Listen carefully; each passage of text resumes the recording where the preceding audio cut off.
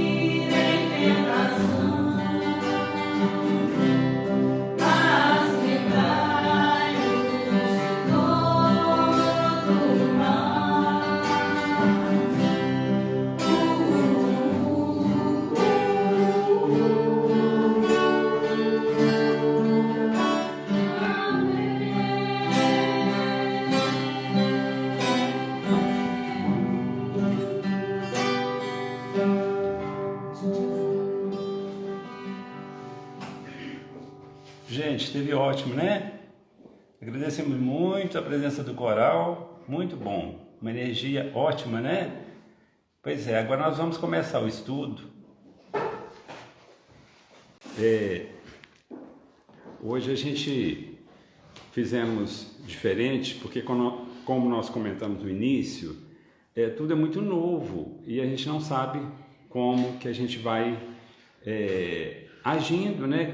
Como nós vamos trabalhando da agora para frente. Mas então veio a intuição de nós fazermos a reunião no núcleo. Veio uma intuição muito forte.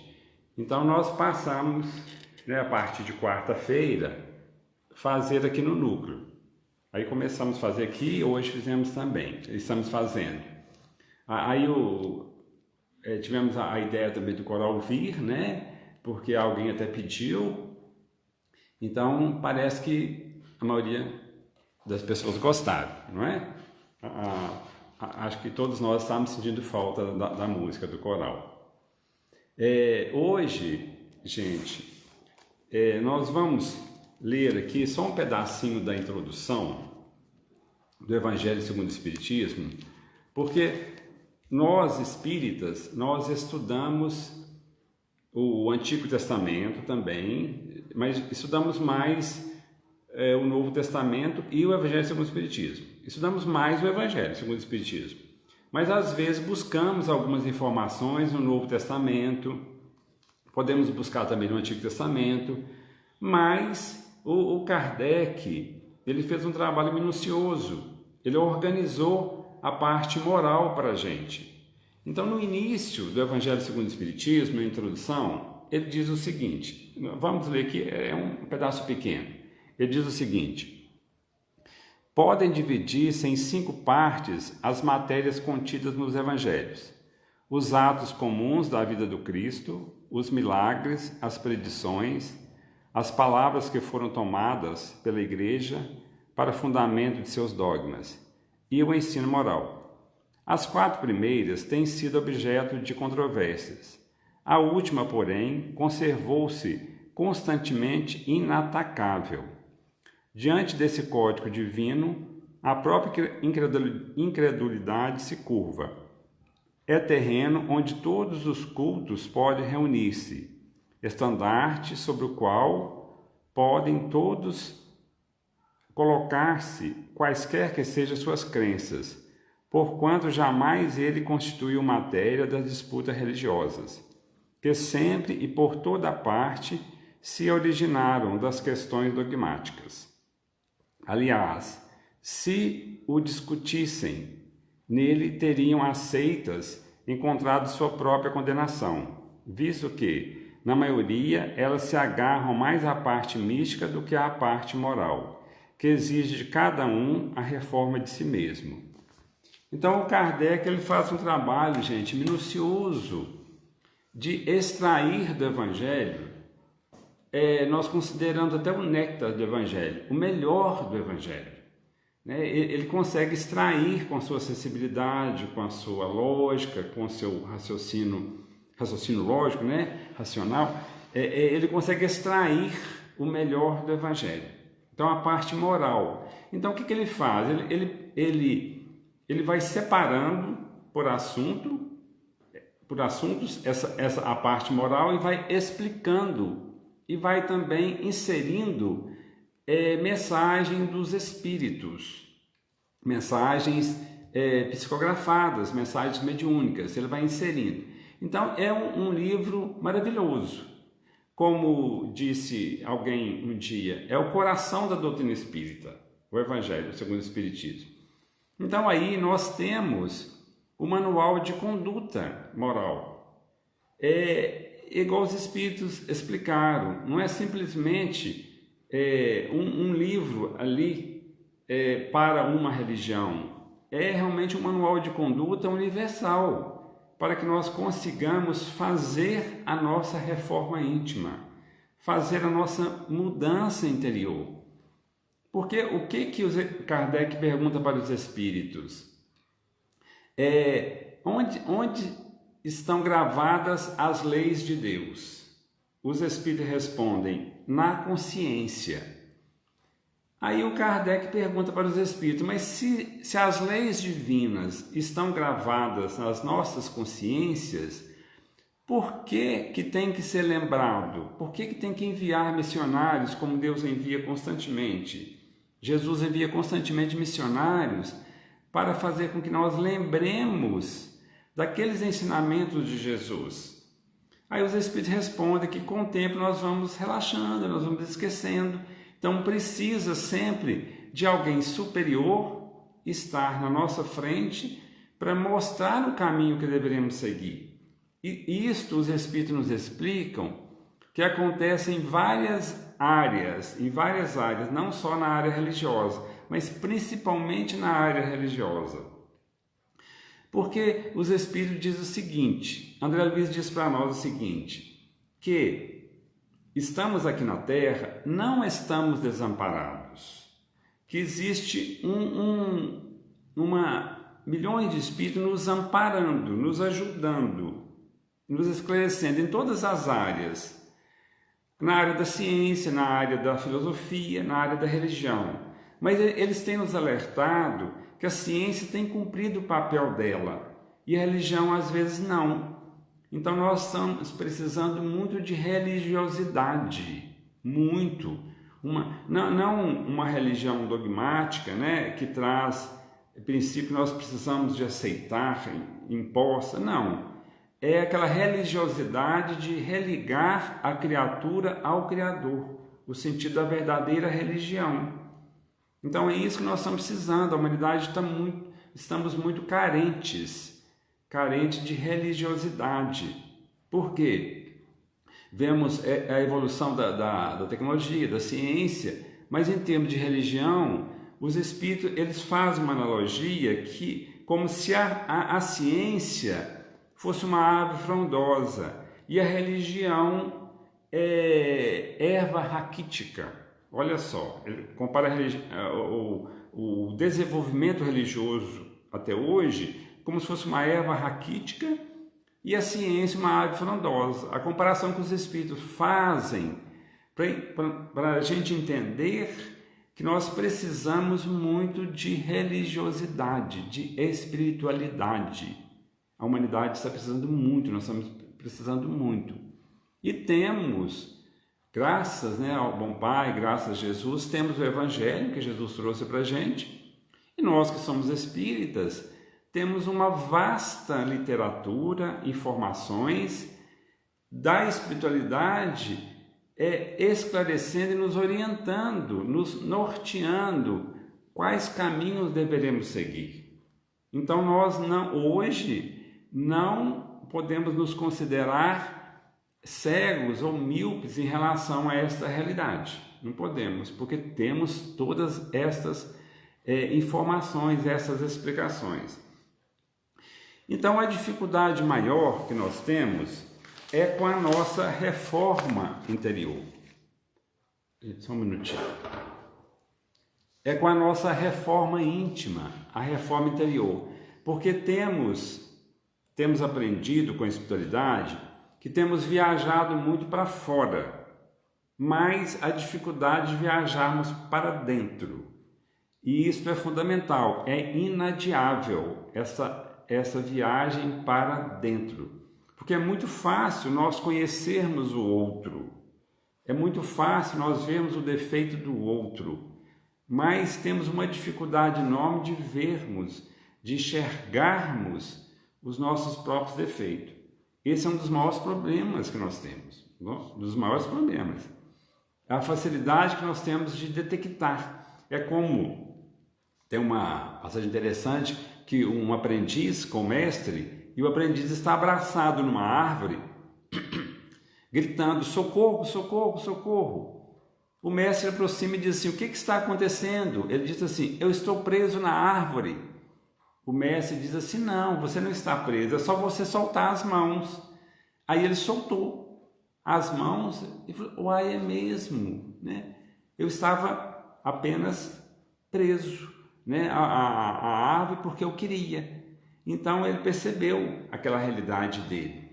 Então quem contou essa passagem para a gente, mostrando que nós ficamos presos aos nossos problemas e ao nosso mundo egoístico e ficamos sofrendo demais. Nós abraçamos com os nossos problemas, abraçamos os nossos erros, abraçamos a nossa pequenez e não queremos largar. Então isso acontece muito. Essa questão de nós não enxergarmos, né, as nossas deficiências, os nossos problemas, porque o que Jesus fala no Evangelho? Amai ao próximo como a ti mesmo. Se nós não nos conhecermos, como é que nós vamos amar? É claro que não podemos passar a vida toda com alto amor, né, pensando só em nós, claro que nós temos que ter o auto-amor, gostarmos de nós, porque aquela pessoa que não gosta dela, ela não consegue amar. Se nós não gostarmos de nós, nós não conseguimos amar. Então é necessário, por isso que a ciência, as ciências psicológicas, a psiquiatria, né, tantas terapias, está nos ajudando hoje realmente nos conhecermos. Isso é importante. Sócrates já dizia antes de Cristo, né, que nós precisamos nos conhecer. Então é inadiável essa busca interior para que a gente consiga viver bem com a gente mesmo. Uma vez uma pessoa disse assim: você casaria com você mesmo? Alguém dizendo para o outro, né? Você casaria com você mesmo? Quer dizer, você aguentaria você mesmo, né? É uma pergunta que nós poderíamos fazer. Será que a gente casaria com a gente mesmo? Né? Será que a gente... Porque é muito fácil realmente apontar, né? É muito fácil, como Jesus disse no Evangelho. Olha só, uma passagem de Jesus que diz o seguinte: não julgueis para que não sejais julgados. Então, gente, é uma das maiores caridades que existe. Porque tem uma mensagem, nós podemos até ler um pedacinho aqui pequeno, de Paulo de Tarso, inserida no Evangelho segundo o Espiritismo. Fora da caridade não há salvação. Então é o lema da doutrina. O lema da doutrina, fora da caridade não há salvação. Por quê? Porque nós dividimos tanto, né, como nós estávamos falando anteriormente aqui da religião, os espíritos colocam uma situação de uma erva raquítica ainda diante de uma árvore frondosa, como é a ciência, em termos de fazer o que tem que fazer, não é? Então, nós dividimos muito em termos de religião, dividimos muito, porque Jesus vem e traz a religião do amor. Depois nós vamos dividindo, e nos tornamos às vezes adversários uns dos outros dentro da religião. Então, uma caridade muito grande é realmente a tolerância, nós entendermos o outro.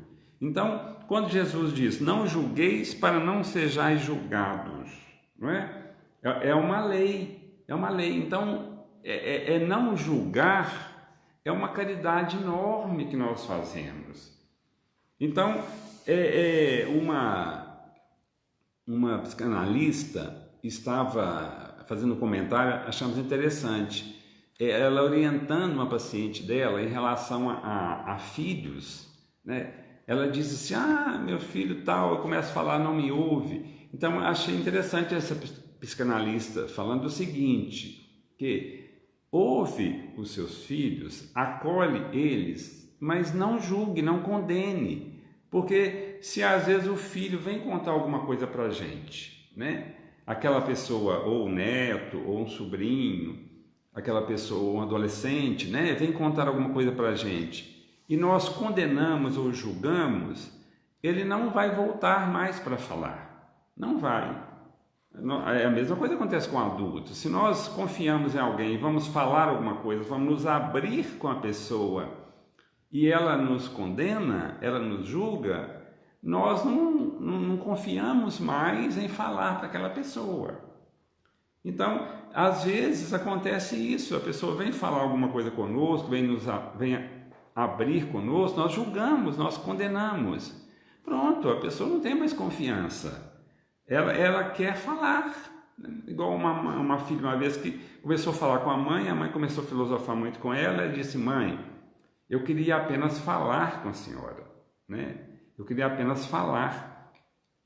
Então, essa caridade ampla que a doutrina espírita vem mostrar para a gente, que fora da caridade nossa salvação, não é fora da religião, ou fora da verdade, ou fora desta igreja ou daquela, ou do espiritismo, não há salvação. O Chico Xavier, na sabedoria do Chico, ele diz o seguinte: se o Kardec não tivesse inserido na doutrina espírita que fora da caridade não há salvação, Se ele dissesse o seguinte: fora do Espiritismo não há salvação, ele teria buscado outro caminho. O Chico Xavier disse isso. Então, quando ele encontrou na doutrina que fora da caridade não há salvação, ele disse para ele mesmo: aqui é meu lugar, não é?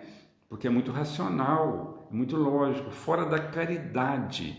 Porque todos nós estamos buscando essa salvação, não uma salvação de desencarnar e ir para um céu, não é? Mas essa salvação de sair, né, dos nossos sofrimentos, dos nossos conflitos, das nossas angústias, para conseguir estarmos num patamar melhor, de serenidade, de calma, de confiança, de amor. Não é felicidade total, absoluta, mas é um patamar de mais equilíbrio. Então todos nós estamos nessa busca, sair desse patamar inferior de sofrimento que uma grande parte da humanidade estamos, né? Esses dias eu estava lendo uma estatística: a cada 40 segundos, uma pessoa suicida no mundo. Não chega nem um minuto, é estatística geral. Olha, gente, uma grande pandemia, não é? Suicídio. E quantas pessoas às vezes estão próximas ao suicídio, quantas pessoas estão pensando em suicídio, não é? Então, é um sofrimento muito grande. A hora que a pessoa chega a tirar a sua própria vida, ela já passou por várias situações internas difíceis. Então, mais do que nunca, nesse momento nós estamos vivendo hoje, nesse momento de transição, nós temos que buscar o equilíbrio interno. Nós temos várias alternativas, várias maneiras, mas nós precisamos buscar. Né? Através da oração, através do trabalho. Uma vez um jovem estava com muita depressão e foi conversar com o Chico Xavier. Aí ele disse: Chico, eu estou com muita depressão, estou com muita angústia. Aí o Chico disse assim: meu filho, você está fazendo alguma coisa? Ele disse: não. Ele disse assim: faça alguma coisa, capine uma horta, né?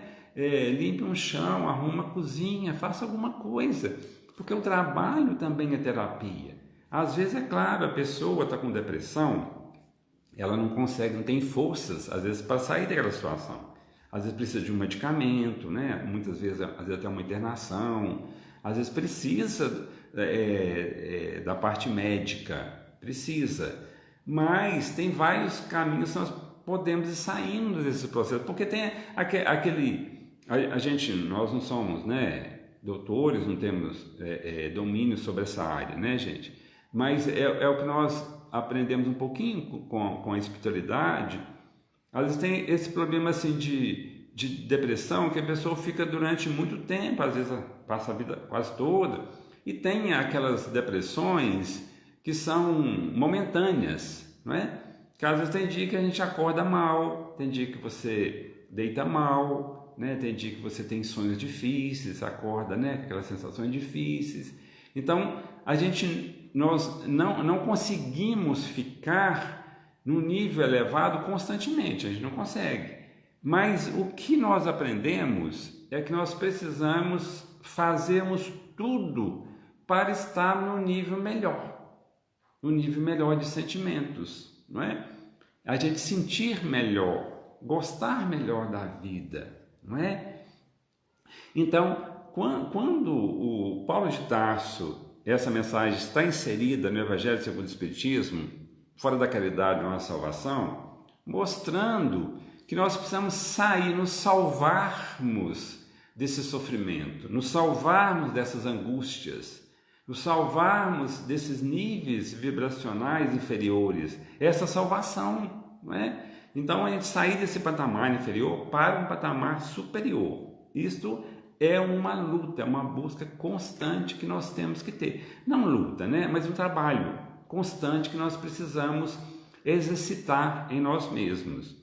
E às vezes nós temos determinadas atitudes que vamos atraindo muitas vibrações negativas, muitos sofrimentos, e não sabemos, né? E não sabemos, por ignorância nossa às vezes. Então, quando Jesus diz assim para os seus discípulos: não julgueis para não sejais julgados, não é? Então, só da gente começar a não julgar o outro, a gente compreender o outro, já é um caminho para o nosso próprio equilíbrio. A gente não está fazendo bem para o outro, não, nós estamos fazendo bem para a gente mesmo. Pois, com o juízo com que julgais, sereis julgados, e com a medida com que medis, sereis medidos. É a lei de causa e efeito, porque às vezes nós aprontamos com os outros, fazemos isso, falamos, tal, e depois sentimos aquelas angústias, né? Aquele sentimento ruim, aquelas coisas ruins. Mas por que será que está acontecendo isso? Às vezes é resultado do mal que nós estamos fazendo. Não é? Se nós saímos xingando todo mundo, nós saímos humilhando as pessoas, né? Maltratando tudo, nós vamos receber de volta essa energia. E às vezes, mas que angústia, que sofrimento, que energia ruim, né? Tal, mal. Às vezes é resultado dos nossos deslizes, dos nossos erros, das nossas falhas. Então, se nós tratamos mal os outros, né? Como é que nós vamos querer receber vibrações boas? Como é que nós vamos estar num nível bom, né, de vibração? É uma lei, constantemente, essa lei da ação e reação. A gente tem que pensar nisso, às vezes a gente não pensa, né? Nós aprontamos, nós falamos, nós fazemos, a gente faz as pessoas chorarem, a gente faz as pessoas ficarem tristes, a gente derruba a pessoa, né, às vezes com a palavra e tal, e depois a gente quer sair por aí, quer estar feliz. Não tem jeito, não tem jeito. Porque a felicidade é aquele caso que nós já comentamos, mas vale a pena comentar. A pessoa era espírita, trabalhava muito no centro, era um bom profissional, né? Tinha sua família, tudo, mas faltava algo no seu interior, faltava algo no seu íntimo para ele estar bem, está faltando algo. Ele foi conversar com o Chico, eu Emmanuel, através do Chico, disse assim: Chico, diga para essa pessoa, o Chico recebeu a intuição do Emmanuel, né? Diga para essa pessoa que o que está faltando nele é a felicidade dos outros. Então, na medida que ele consegue fazer a felicidade dos outros, ele consegue estar feliz. É a lei da compensação, né? É a lei da ação e reação. Então, olha só como nós somos ignorantes, né? Muito ignorantes ainda. Nós queremos paz, queremos isso, queremos aquilo, mas não plantamos. Não plantamos. Né? O lavrador está com um terreno lá, ganhou o terreno, comprou, e não planta, não faz nada, cresce mato, vai criar cobras lá, né? Vai estar muito difícil lá, as pessoas vão jogar lixo, né? E o outro ganha um terreno, ele cuida do terreno, né? Tal, limpa tudo, cultiva e planta, ele vai colher. Então é isso, a nossa alma é um terreno. O que é que nós temos plantado de bom na nossa alma? O que nós temos plantado de bom? Então a gente lembrar disto, né? Que às vezes uma prece que nós fazemos para alguém é uma caridade muito grande, é uma caridade enorme. Então a caridade, ela tem uma dimensão muito maior, muito maior. Nós comentamos isso, vale a pena a gente comentar novamente. Que o Emmanuel diz que são 4 verbos, né? A caridade completa: dar, receber, ensinar e aprender. Então a caridade completa. Quando falamos em caridade, pensamos em dar um pão, dar um agasalho, dar uma roupa, tal, importantíssimo, né? Importantíssimo. Mas mais importante é dar de nós, né? Então essa é a verdadeira caridade. Então, quando Jesus, vamos só completar aqui, ele diz para os discípulos: porque vês o cisco no olho do teu irmão e não percebes a viga no teu olho?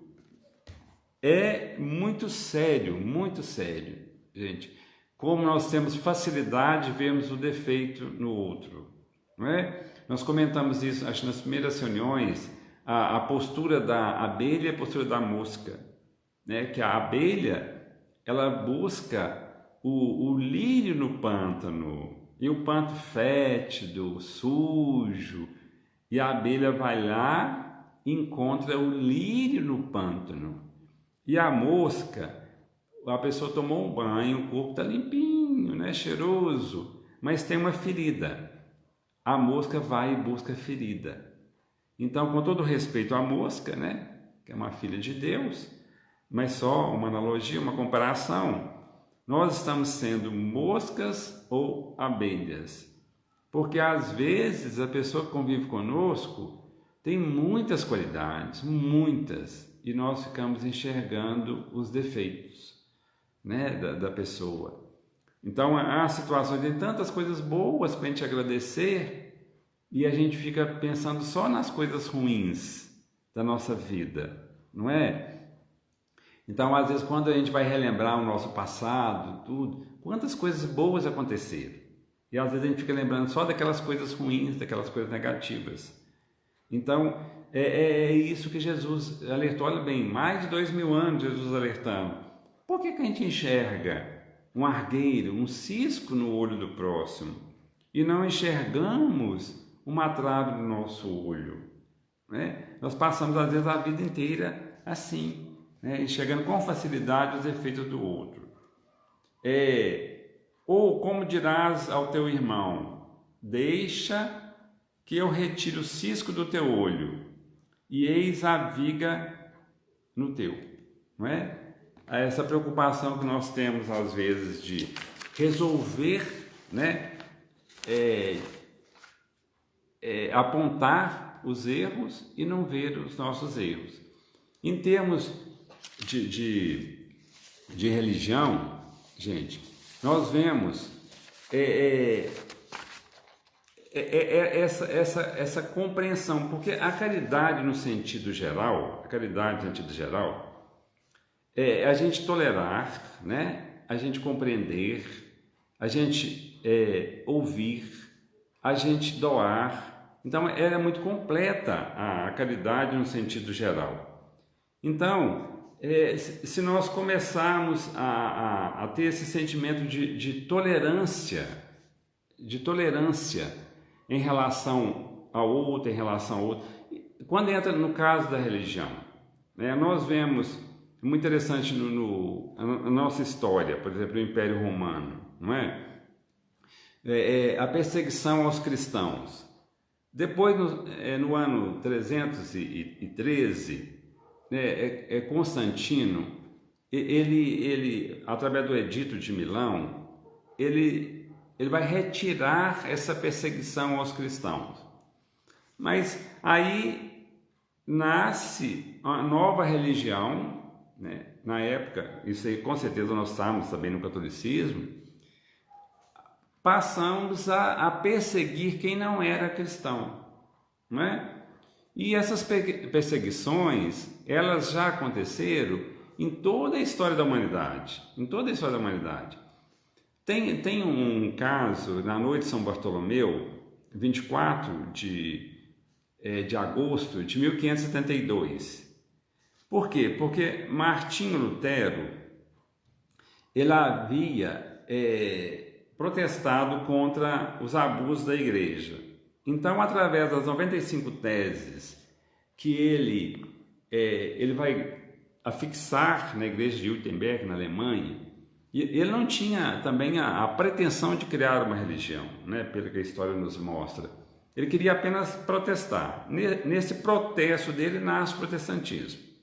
Então, o protestantismo ganhou muita força, porque dizia que a fé salvava, né? Porque na igreja você tinha que dar mais bens materiais para ser salvo. O Martinho Lutero disse, não, a fé salva. Então ele conseguiu muitos adeptos. E principalmente as pessoas mais ricas foram aderindo. Inclusive ele é protegido, ele não é assassinado, ele não é preso pela Inquisição, porque as pessoas ricas o protegeram, né? Nós vemos isso na história, ele foi protegido. Aí ele vai transcrever a Bíblia e tal. Então nasce o protestantismo. Em 1572 já havia muitos protestantes, principalmente na França. Então tem um casamento, né? Nós sabemos a noite de São Bartolomeu, a tragédia na noite de São Bartolomeu.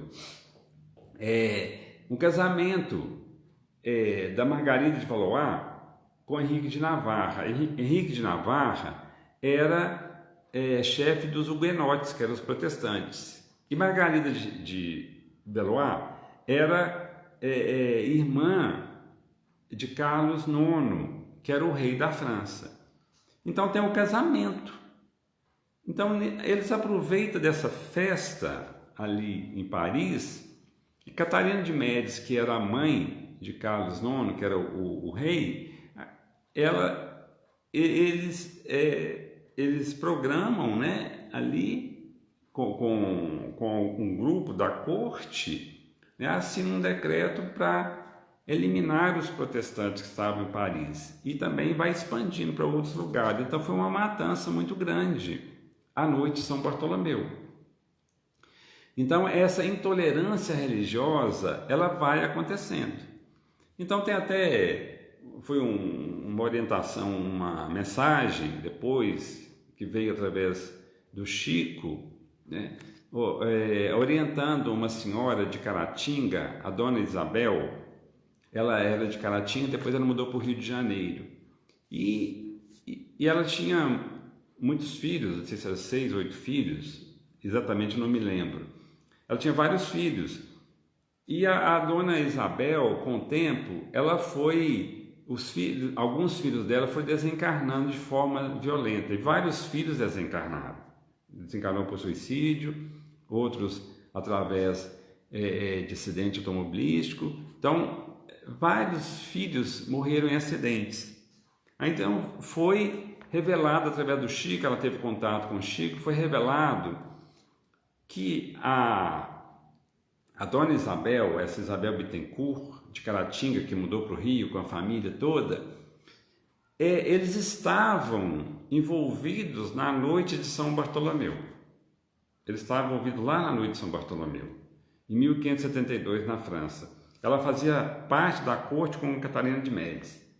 E ela, com os filhos, todos estavam envolvidos. Então, eles reencarnaram, né, no Brasil e quitaram as suas dívidas através de uma morte violenta.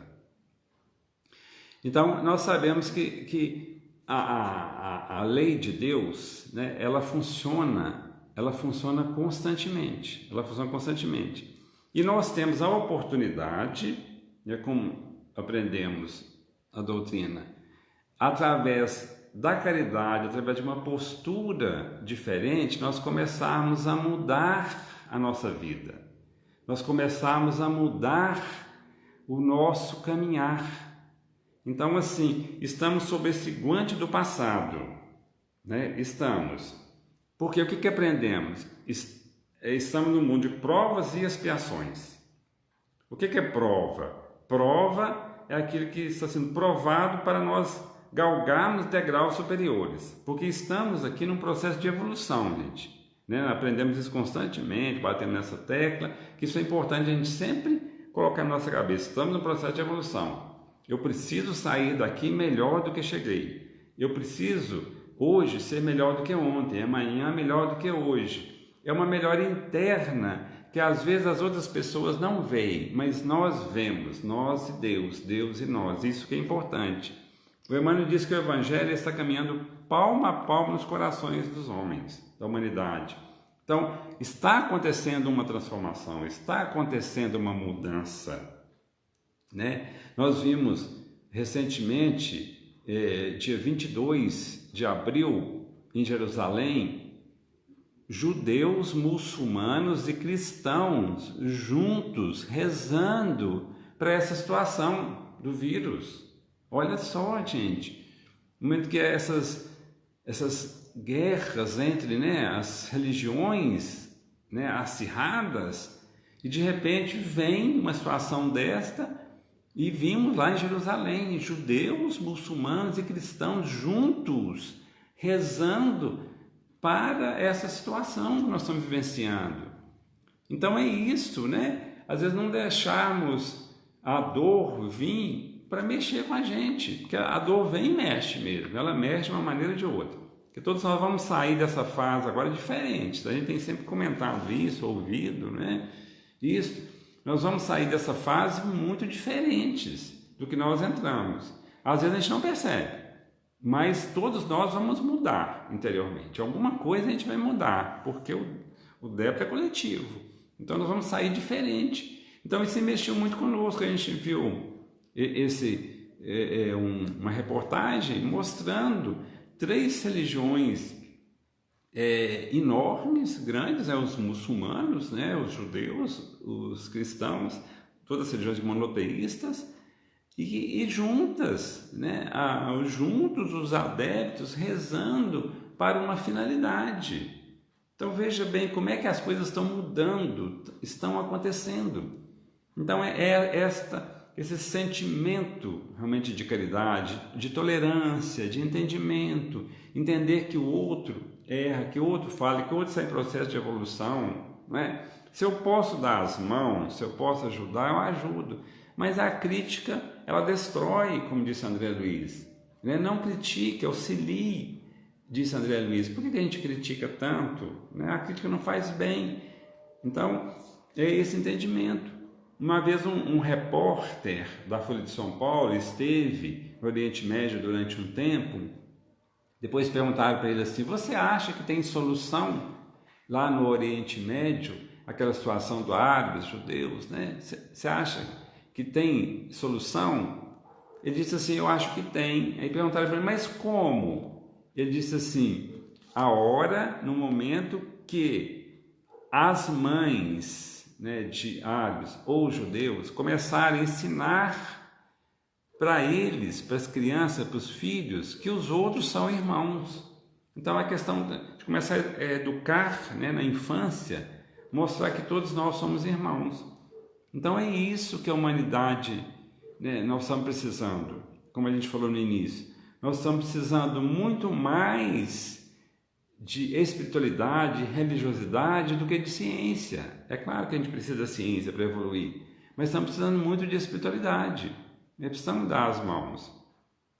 Tem um caso que diz que veio uma notícia que um asteroide ia chocar com a Terra e todos nós iríamos morrer. Então veio a notícia, daqui 7 dias. Aí diz que o primeiro dia, aquela revolta, né, de todo mundo, por que a NASA não avisou antes, por que não fizeram alguma coisa, tal. No segundo dia, todo mundo desesperado, tal.